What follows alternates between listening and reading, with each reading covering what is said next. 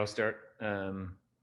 So again, it's a little bit of your philosophy as a company. I think it's critical to, are we building or buying?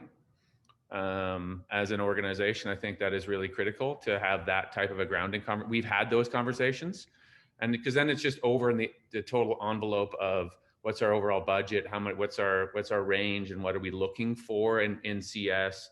And when we look to the market and what we pay by CS, AM, et cetera, are we building towards that, or are we buying? And that will have an influence again on your overall direction. So number one, I would say just have that type of conversation first.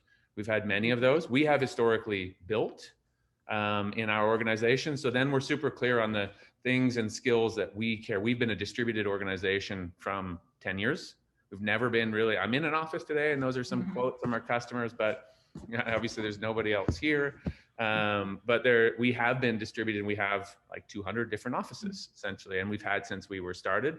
So that was an element of the type of characteristics of people that could be self-starters, that worked from home, that were able to do those types of things. We looked at the skills of, as an organization that was moving a lot, we needed that level of adaptability and agility. So there was characteristics that we looked overall as an organization that were super critical.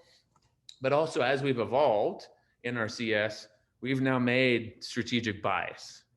We're like, whew, and we need to just like we did in marketing or in sales, we were like, let's bring some people that have a little bit more SaaS customer success DNA. So we've brought them into the mix to help elevate the overall trends that we're seeing. So people that have done SaaS, if you will, but that hasn't been the majority, if you will, but that's helped us essentially upskill our overall team. And then a lot of times we have this beautiful platform to be able to give anonymous feedback on what are the things that are making you great. So I can check in on staff always to see if we're pretty well aligned, to say, here's some of the things that are key characteristics of our most successful people and why we're being successful. So I have almost that DNA to then be able, that blueprint to go to our hiring and say, hey, tell me an example when you did this. Tell me an example when you did this. Those types of things. So.